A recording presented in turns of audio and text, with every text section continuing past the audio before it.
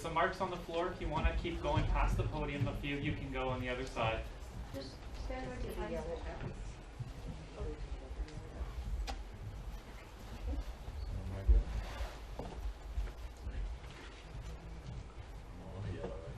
All right, good morning.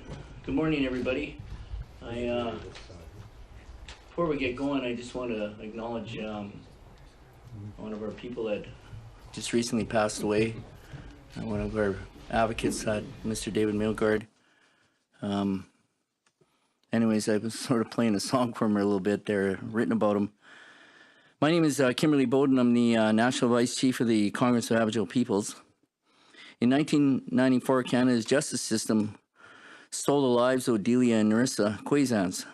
For nearly 30 years later, and the justices continue. Odelia and Odelia have been wrongfully convicted of a murder of Anthony Dolph. 2 life sentences for a crime another person has recently confessed to. 19 years since the two, it's been 19 years since the two saw each other, the 2 sisters. Racism, residential school, a biased justice system, and police all contributed to this monumental failure. With the onset of Odelia and Odelia were denied justice, denied the right to a lawyer for days after their arrest. Police have been targeting the Indigenous community following a string of crimes in the area, and they were determined to send a message.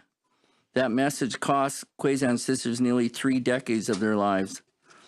Racism and lack of cultural understanding among police forces is still a problem right across Turtle Island, and sadly, Indigenous people often pay the price. Making matters worse, the Saskatchewan government stood by, refusing to intervene in the case. We recently received correspondence by the government of Saskatchewan. They say there's no basis in any interference at all or any review or whatnot. It's totally baffled by that one. Their inaction cost Odelia and Odelia 30 years of their lives and only highlighted how deep systemic racism runs at all levels of government. Indigenous women make up nearly half of all prisoners in federal custody across Canada and Saskatchewan. That figure has already ballooned to 98%. Indigenous women have led the way in life sentences. Stats Canada should be ashamed of themselves. Making matters worse, 2 women faced an all-white jury. Governments must immediately ensure Indigenous people face a jury of their peers, otherwise the lasting effects of colonialism will continue to send our women and girls behind bars. For years now, the Office of the Correctional Investigator has been highlighting these systemic injustices, but things have only gotten worse. Odelia and Odelia, like so many Indigenous women, have fallen victim to a broken system. The sister's cousin, Jason Kashane, who was 14 at the time, has admitted several times to murdering Mr. Dolph. Despite the confession, Odelia and Odelia continue to pay the price. The Congress of Aboriginal Peoples demands Canada's Justice Minister David Lametti issue a retrial for both sisters. This shameful injustice cannot be ignored any longer. It's time for Odelia and Odelia to be cleared of their crime and given their freedom back. Now, we're going to have Odelia speak, James, Kim Pate, Leah, Gazan, and Nicole.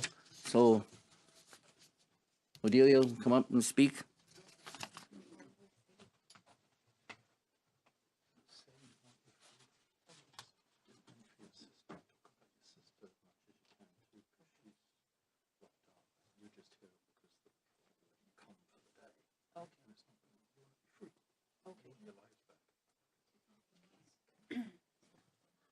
Oh, okay.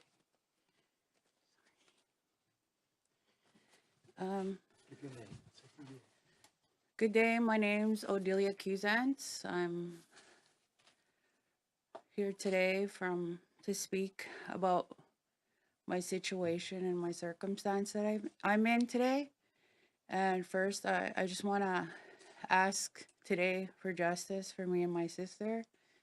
It's been 30 years. 30 years of a lot of, I'm not sure how to explain it. And today, you know, I'm nervous right now. But you know what? I was wanted to say, I come here not prepared with a speech, not prepared with anything, because I know I come here to speak from my heart. You know, because I honestly believe that's where your truth comes from.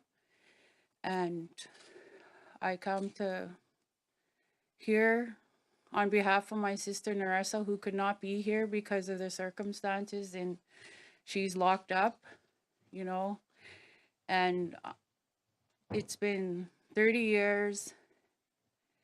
And I just want to explain, I was telling one of my friends, you know, 30 years later, I met David Melgard. Today I want to acknowledge him, because David Melgard's the one that helped me at the beginning, and now he's gone, but I know he's still here in spirit. David Melgard could relate to what me and my sister been through, because we've been wrongfully accused, and it's finally like just 2 years in November that we're finally being heard.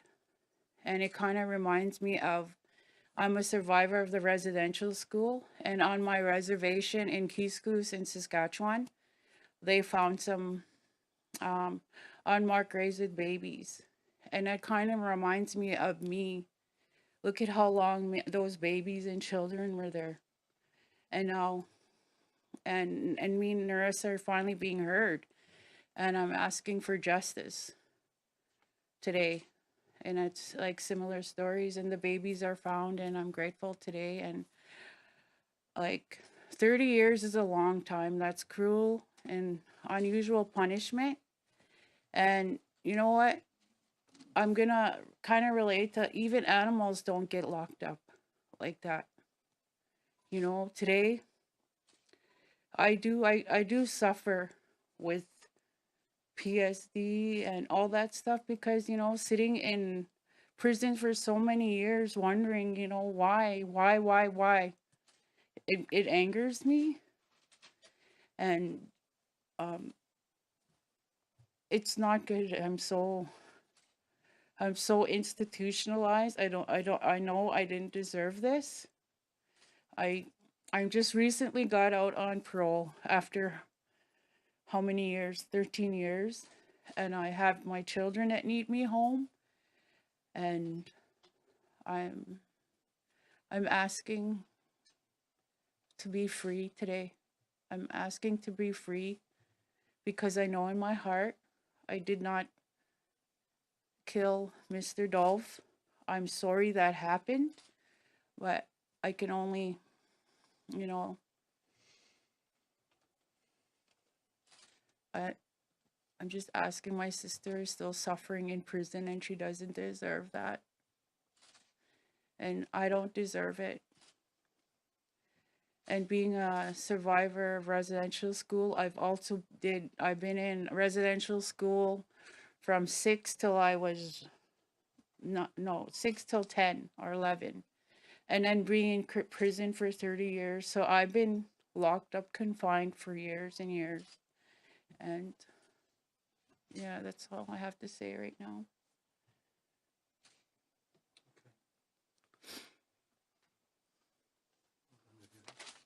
Okay. That's great. Okay.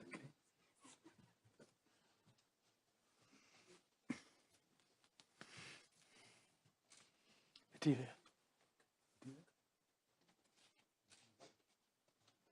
Give you a mask. Good morning. My name's James Lockyer. I'm here on behalf of Innocence Canada. And you've heard David Milgaard mentioned by both the previous speakers. It was David Milgaard and APTN News who got us, Innocence Canada, involved in the case of the Quewezance sisters. Narissa, as you heard, is still in jail. She was denied parole again about 3 weeks ago, and she's in the Fraser Valley Institution in New Westminster, British Columbia. And Odelia now has day parole. That means she's allowed out every now and then, but under strict supervision. She's here today with the permission of the parole board, and she got day parole just about 4 weeks ago. So here you have two women, sisters, girls when it all happened, who have been in prison for 30 years. If they'd been white, would they have been arrested in the first place for the murder? Probably not. If they were white and they'd been arrested for the murder, would they have been convicted of it? No. And if they were white and they'd been convicted of the murder, would they by now be out on parole? Absolutely, for sure they would. Of course they would. And that helps us understand how our justice system treats the Indigenous. And Narissa and Odelia and Narissa are just examples of how our system treats the Indigenous, especially Indigenous women.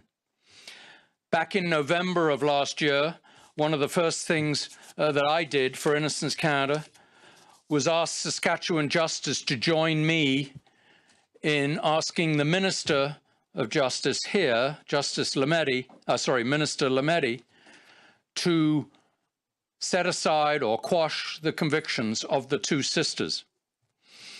4 months later, the ADM, or Assistant Deputy Minister of Saskatchewan, writes and says in one sentence, the Crown does not see a basis to reconsider the verdicts of the sisters.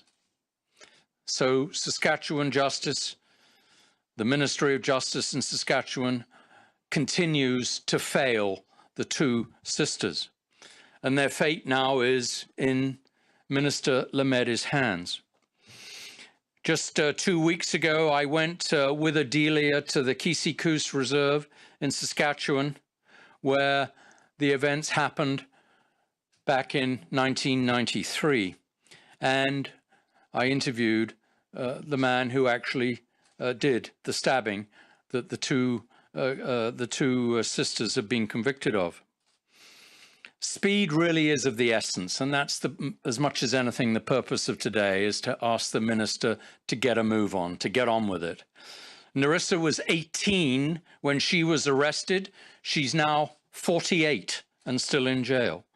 Odelia was 20. She's now 50. The two sisters, they need their lives back. And hopefully today will just be a step in that direction. Thank you.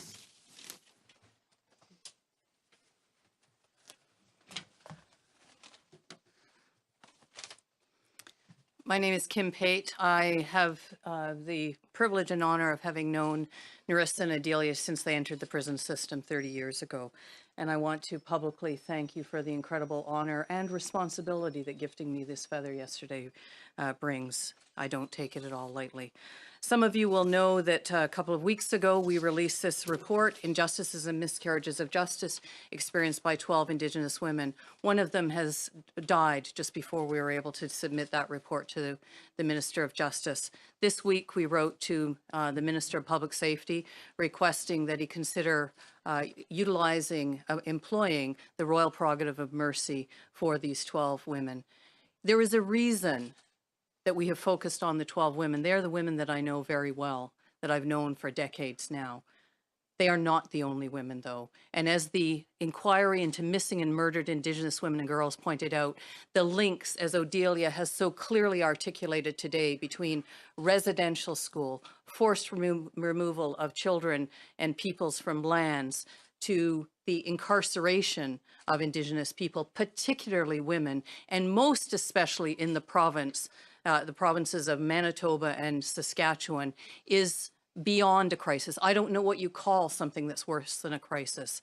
It is certainly the genocide that the Missing and Murdered Indigenous Women and Girls Inquiry identified, and it certainly calls for the implementation of the calls for justice of the Missing and Murdered Indigenous Women and Girls Inquiry and the calls to action of the TRC. We need to see action now. We cannot wait for more good platitudes, more intentions, more good intentions. We need to see action. And one of the things that could also be acted on right now is to ensure that the bill that is before Parliament does not perpetuate these injustices.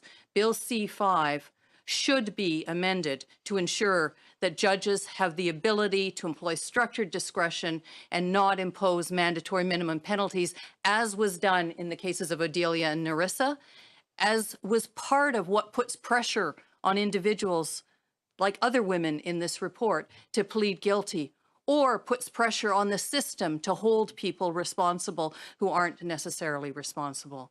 So I call on all of us to push hard to demand the kind of justice that Odelia, Narissa, and so many other, in particular, Indigenous women deserve. So I want to thank you. Thank you for inviting me to be part of this, and I look forward to any questions. I would just like to mention we have less than 10 minutes left, and we will have to have room for questions. Thank you so much. I first want to start out by commending Odelia for your courage to come forward. I'm here to stand in support of Odelia and Narissa, the 12 women featured in the report. But as Senator Kim Pate said so well, they are not the only 12. The National Inquiry into Missing and Murdered Indigenous Women was very clear. Indigenous women in this country, girls 2S LGBTQIA, continue to have to deal with an ongoing genocide. An ongoing genocide. This government promised to implement all 231 calls to justice. That includes issues and calls to justice related to the systemic racism that continues to be perpetuated in the justice system. And as we have seen in the recent Feminist Alliance report on international action, it continues to be targeted towards Indigenous women. 50% of the prison systems are now comprised by Indigenous women. This needs to change. This needs to change. And if this government is serious about reconciliation, then it needs to get serious about its ongoing participation in neocolonialism, which includes not acknowledging the impact that violent colonial histories continues to have on the lives of Indigenous women and diverse gendered individuals in this country. We need to address this now. So I call on Minister Lametti to do the right thing, to review these cases, and finally allow these sisters to have the justice that they deserve. Thank you very much.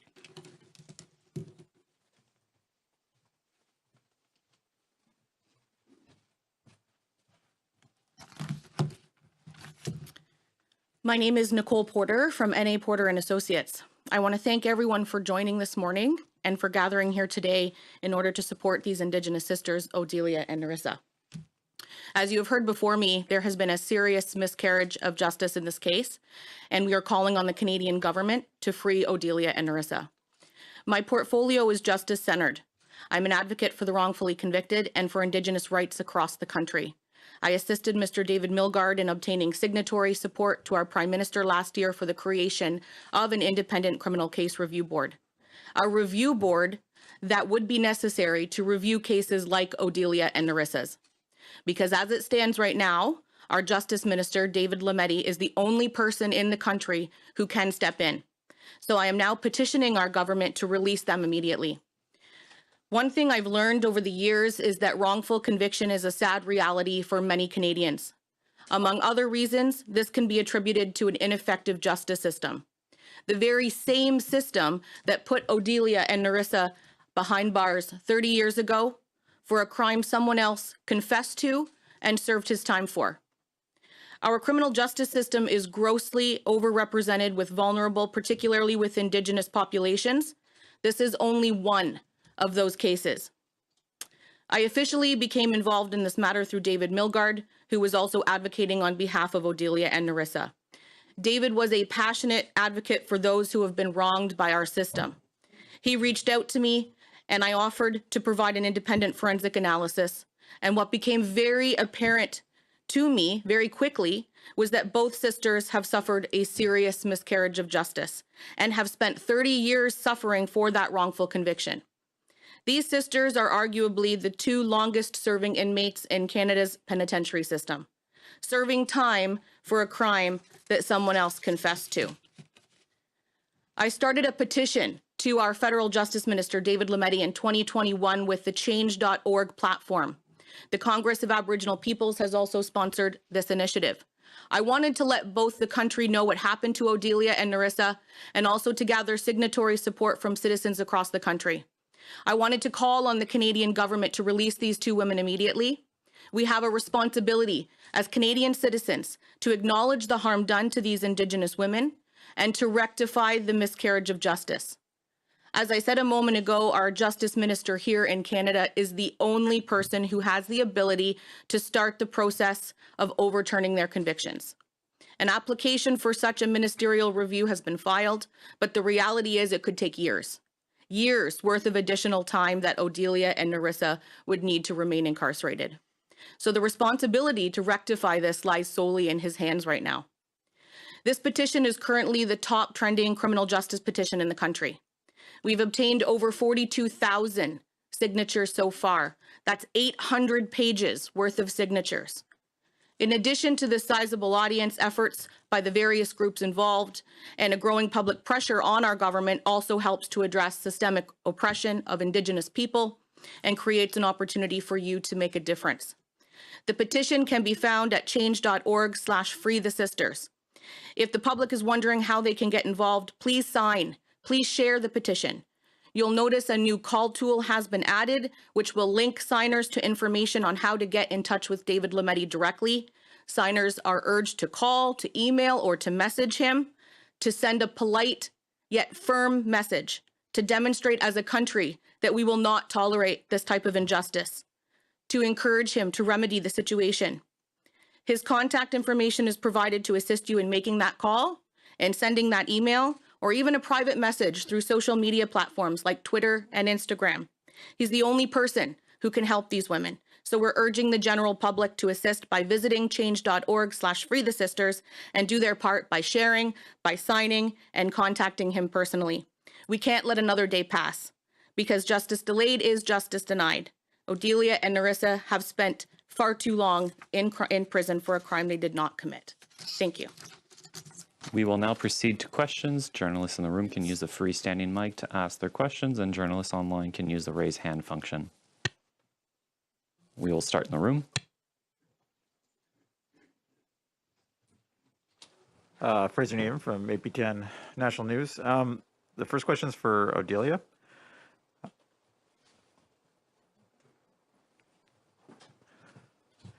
Now, you mentioned obviously you've spent a lot of your life up to this point in prison, and looking if you do get your sentence reviewed or you get exonerated, what do you think you would do with your what do you plan to do with your time and your life? Well, first of all, like when I do get my freedom back, I'm gonna go home to be with my children. And right now my children have resentments towards me. So I'm going to reassure them that they're okay, and that cycle that I've been through is broken, and, you know, they're safe and they have a mother, because I didn't have a mother growing up, and I don't want that to happen to them. And not only that, I want to help women that are in prison as well. You know, I want to be an advocate. I want to have a voice. So, and I would want to be like David Melgard, help people in my situation. And just one quick question for Mr. Lockyer. So you mentioned a lot of things that we already know about the justice system in terms of it being not equitable, and we've had the reports, and everybody, and this government has actually acknowledged that the system is not fair to Indigenous people or racialized minorities, critical of mandatory sentences before they got elected. But here we are 7 years in, and a lot of these issues still exist, and the one thing the government hasn't done is really done much reform to the justice system. Why do you think that is? Well, yeah, I mean, government moves slowly. I tend to think of it as moving like a snail with arthritis sometimes. But, you know, I have confidence in Minister Lametti. I filed the application with the minister on Christmas Eve of last year to review the convictions of the two sisters and asking him to set them aside. And I'm confident that he will. I'm not so confident it'll happen quickly enough.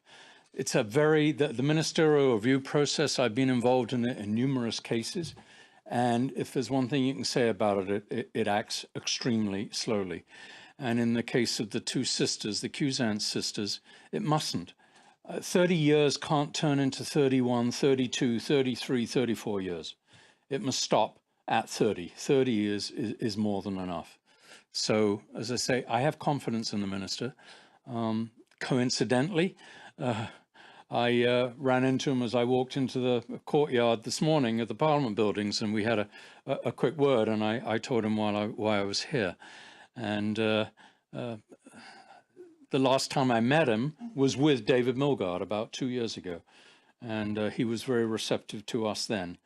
And he said to me today that he wants to do something in David's memory, and freeing the Quewezance sisters would make could make David Milgaard happier. Is there any other questions in the room? If there's any questions online on Zoom, you may use the raise hand function. While now. you're waiting for a question, I would like to add that these are policy decisions. There have been instances in history where governments have decided to utilize the royal prerogative of mercy and in a heartbeat have pardoned. Some of you will remember the grain farmers who had violated the law and were granted, after pardons had been released, were granted pardons. So this can be done. This could be done today if there is a political will. So thank you, all of you, for being here, because it is the kind of efforts that you assist with that help make these sorts of actions happen. So thank you very much for being here, and please, everybody, do what you can to ensure that the political will is there for the government to act.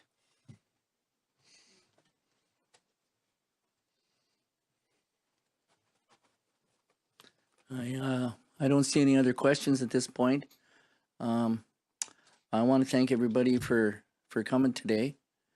As you can hear, there was certainly a lot of points made today in reference to both Odelia and Innocence, and also with respect to the justice system itself. As Aboriginal people or Indigenous people, we know the system is broken.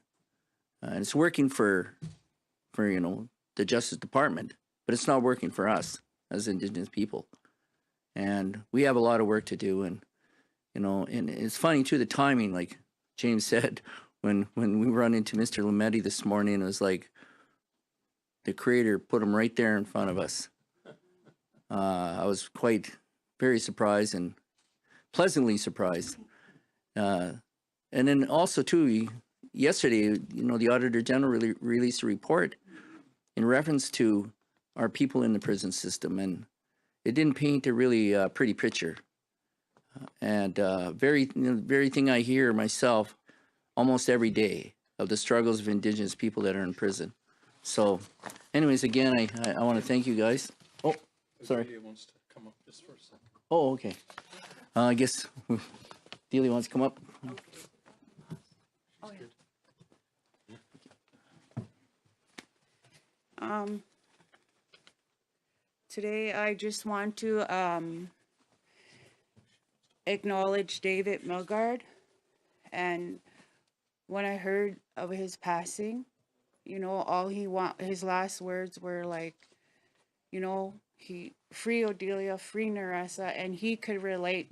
And so the day after he passed away, we did a ceremony for him and just happened to pop up. So, this is for David Milgaard. May he rest in peace. And I pray for peace for me and my sister Nerissa. And I just want to acknowledge all my advocates and his people, and for believing me and giving thanks to Creator, because I know we're finally being heard. And I pray my sister continues to keep strong while she's there, because it's tough.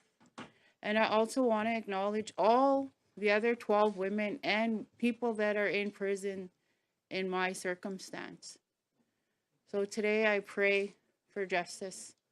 Miigwech means thank you in my language. Hey.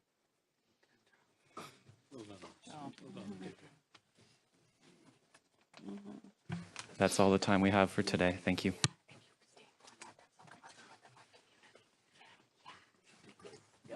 So good to meet you.